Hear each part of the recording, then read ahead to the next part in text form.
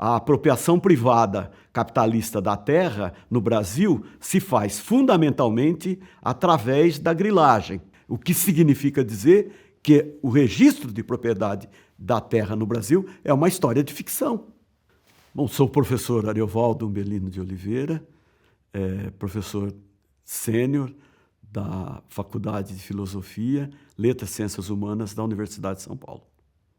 Vou falar fundamentalmente sobre a questão agrária no Brasil, porque a questão agrária envolve uma série de problemas teóricos e metódicos que interessam a compreensão do papel que o campo tem no caso brasileiro. Vou me valer de alguns fundamentos teóricos, né? O primeiro envolve como eu entendo o desenvolvimento do modo de produção capitalista, entendo como um modo, na sua fase monopolista, mundializado, e entendo que o seu desenvolvimento é desigual e contraditório. Não é? Também tenho como pressuposto o fato do território capitalista estar em disputa.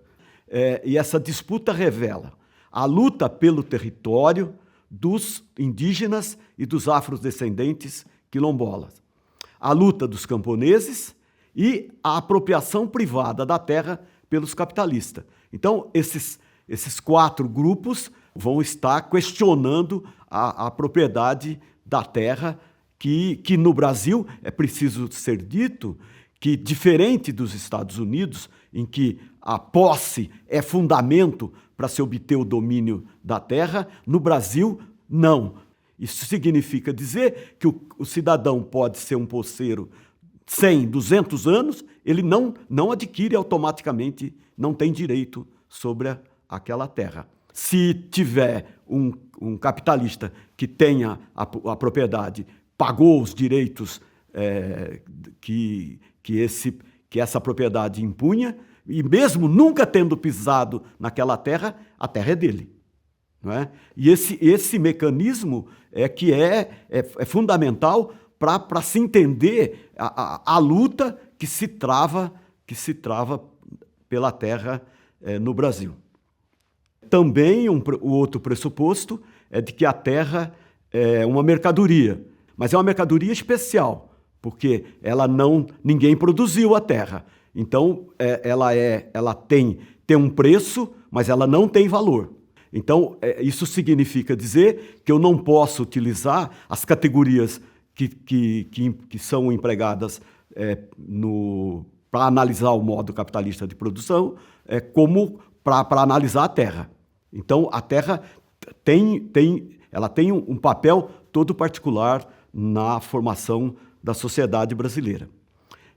Também tenho como pressuposto teórico a apropriação privada capitalista da terra no Brasil se faz fundamentalmente através da grilagem.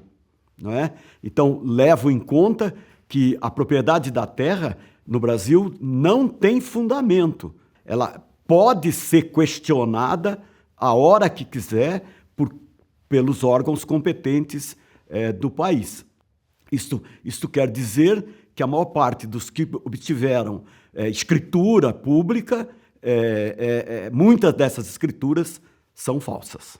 A primeira questão envolve o campesinato. O campesinato ele tem existência no Brasil.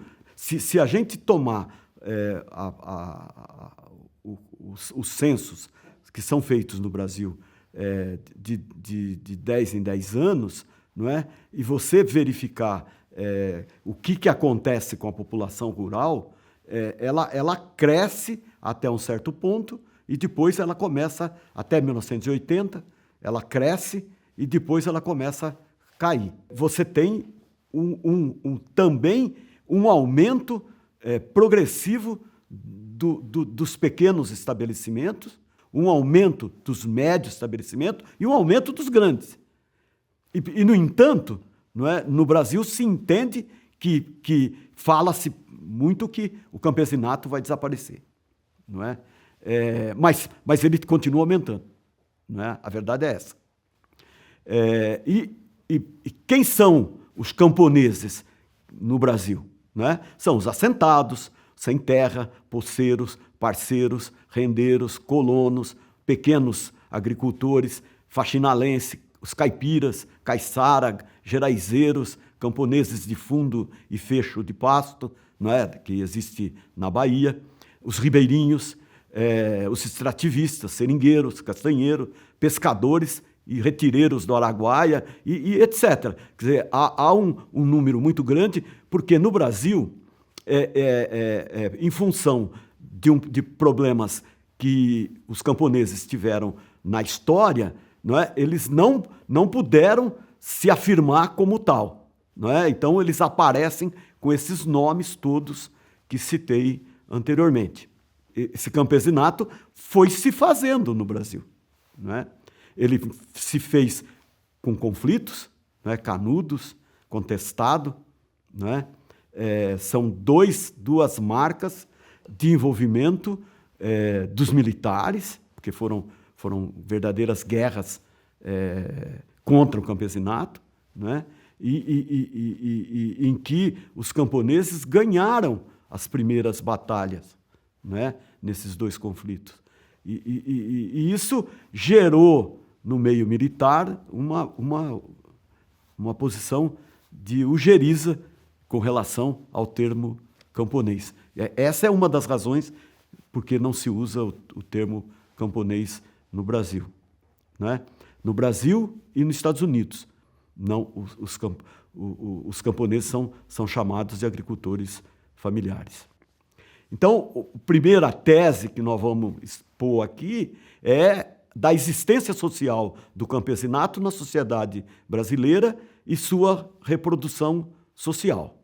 O campesinato e o latifundiário deve ser entendido como de dentro do capitalismo e não de fora, como defende as outras duas correntes. Portanto, eu parto do pressuposto do campesinato como classe social da sociedade capitalista. Vejo as classes sociais no capitalismo como por exemplo, sigo o pensamento José de Souza Martins, em que ele diz, há 4 classes, não é? O burguesia, o proletariado, o latifundiário e os camponeses, já que latifundiário e camponeses, ambos proprietários de terra, têm visões diferentes, não é? Os camponeses têm a terra para trabalhar para ser objeto do trabalho deles, e os latifundiários têm a terra privada para introduzir o assalariamento no campo. O IBGE fez para o censo de 2006 um estudo em que ele mostra, ele separa a agricultura familiar da agricultura não familiar. Não é? Eles fizeram uns cálculos e que coincide, a maior parte dos membros que estão nessa pesquisa podem ser considerados os camponeses. Né? Então, eles dizem, os camponeses têm 84% em termos de número de estabelecimentos da terra, não é? Os não camponeses, não familiares, têm 15,6%, não é? E em termos de área, é o contrário. Não é? Esses que não são familiares, que são em número de 15%, detêm 75% das terras, enquanto que os que eu considero camponeses, que são em 84%, detêm 24% das terras. Eles participam do conjunto na produção total da agricultura, com os que eu entendo como camponeses, como 38%, e os capitalistas com 62% do volume total da agricultura brasileira. Do ponto de vista geral, não é? A gente poderia falar um pouco agora por uma teoria do conflito, não é? Em que se tenderia a tratar da situação atual da luta social no campo brasileiro, não é? Utilizando os dados da CPT, que levanta todo ano os dados dos conflitos de terra, nós vamos ter, desde 1985, uma curva que vai ter um background, vai ter um aumento expressivo em 2003. 2003, 2004, 2005, ela apresenta o pico de conflitos no campo. E coincide exatamente com o período em que o presidente da República era o Lula. Então, depois de crescer 3 anos seguidos, ela entra em descendência, não é? Cai e vai cair até 2008. 2008 é o último ano de queda. De 2009 em diante, ela marca uma subida novamente em função dos conflitos de terra. Por exemplo, os assassinatos, não é? Nós vamos ver que vai acontecer a mesma coisa, não é? Vão cair até 2008, 2009 e depois começa a subir, aumentar, a ponto de, em 2017, ter sido assassinado 70 trabalhadores. O sujeito que está mais em voga é a posição do MST, não é? O MST, porque o MST ele comandou os conflitos no campo até 2007. Em 2007, no Congresso, realizado em Brasília, ele decide que não vai fazer da ocupação de terra o seu objeto principal da sua luta. Mas tem ainda setores do MST, em alguns estados brasileiros, que continuam fazendo ocupação de terra e tudo mais. Então, mas vem caindo cada vez, todo ano, a participação dos movimentos comandados pelo MST nos dados gerais. Ao contrário dos camponeses poceiros, que continuam crescendo, aumentando, os povos quilombolas continuam aumentando e os povos indígenas continuam aumentando o envolvimento em conflitos, não é? Então, os sem terra, eles têm um aumento também, mas não será pelo MST, mas por outros movimentos existentes no campo brasileiro. Restaria falar de uma outra questão que existe, que envolve a formação da propriedade capitalista da terra no Brasil, não é? E ela segue dois caminhos. Primeiro, o descumprimento da legislação e a grilagem das terras públicas, não é? Bom, a ilegalidade da terra, ela existe desde 1500, né? Como eu mostrei, em 1500 tem o primeiro registro de burla da legislação colonial portuguesa, não é? Que cada pessoa poderia receber, cada pessoa de sangue azul, não é? Poderia receber uma sesmaria e o primeiro governador-geral do Brasil tinha uma e consegue a segunda. Essa segunda ele nunca conseguiu regularizar, não é? Porque o processo ia para Portugal e não conseguia. Os portugueses não entendiam, não é? Há muitos chamados da coroa portuguesa aos governantes que estavam aqui no Brasil, dizendo que tem muita irregularidade no regime de concessão de sesmaria, não é? Então, é por isso que as sesmarias que serão validadas serão em número pequenos, não é? As validadas mesmo, que obtiveram o registro e tudo mais.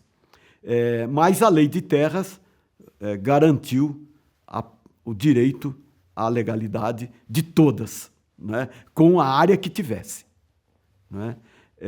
E também as posses, que teve de 1822, perdão, a 1850, você tem um período do regime livre das posses.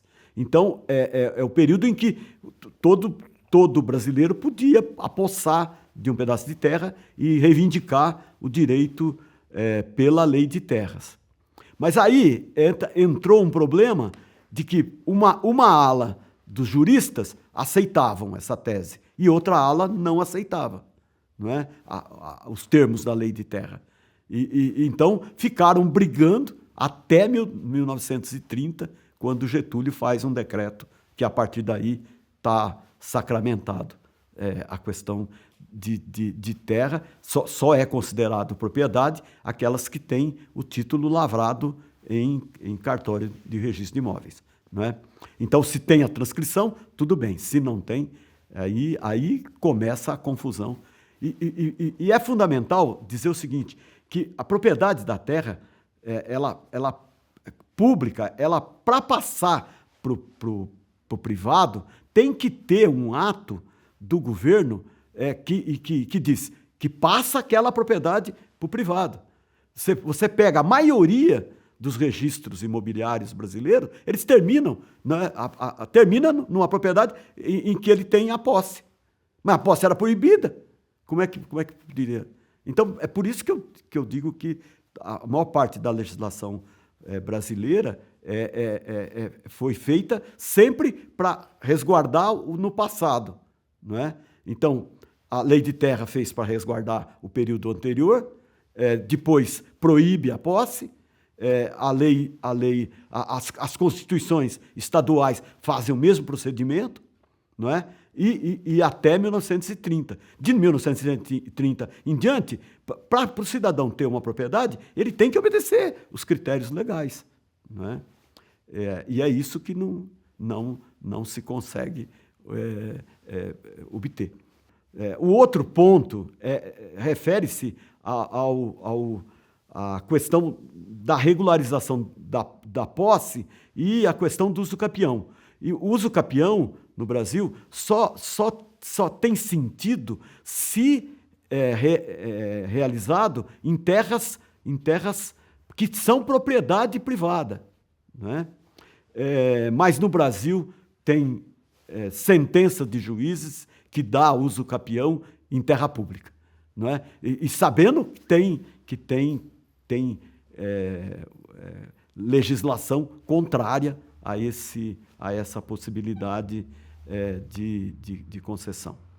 Então, isso fez com que, por exemplo, em 2001, teve um relatório de uma comissão parlamentar de inquérito destinada a investigar a ocupação das terras públicas na região amazônica, não é?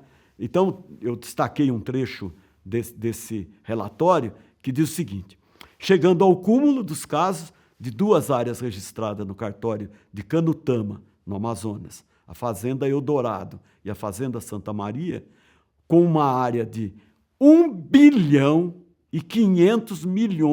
de hectares. E outra, a Fazenda Boca do Pamafari, com uma área de 12 bilhões de hectares. Claro, não tem sentido. O Brasil tem 850 milhões de hectares só, não é? E essas duas escrituras tinha muito mais do que vários Brasis, não é? Então, é isso, não é?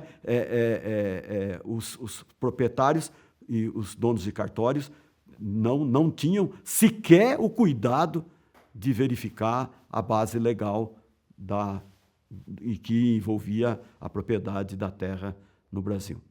E é importante falar ainda da legislação, de como o Brasil vê hoje, né?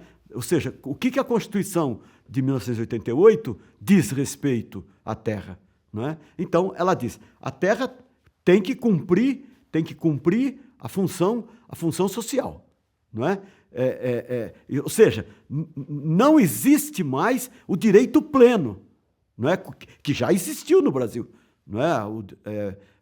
a legislação sobre a propriedade da terra presente na Constituição de 1824 e de 1984, elas previam a propriedade como plena, não é? Mas de 1934, 37, começa quando cai, porque o Estado reconheceu o direito de posse. E esses direitos todos são produtos da luta dos camponeses.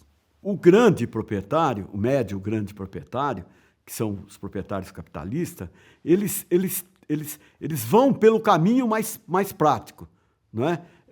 Eles têm a terra, eles fazem o mecanismo da grilagem legalizada, não é? Você vai ver a maior parte das propriedades da terra no Brasil, tem escritura, tudo direitinho, lavrado em cartório, registrado no registro de imóvel, tudo direitinho. Mas a hora que você pede no cartório uma cadeia dominial desta propriedade, não é? em que o cartório tem que te dar a propriedade atual e todos os que antecederam, não é? E até o primeiro que fez o registro pela primeira vez da terra, não é? Esse primeiro tinha que ter um documento do Estado passando para ele, e não tem, não é? O que significa dizer que o registro de propriedade da terra no Brasil é uma história de ficção.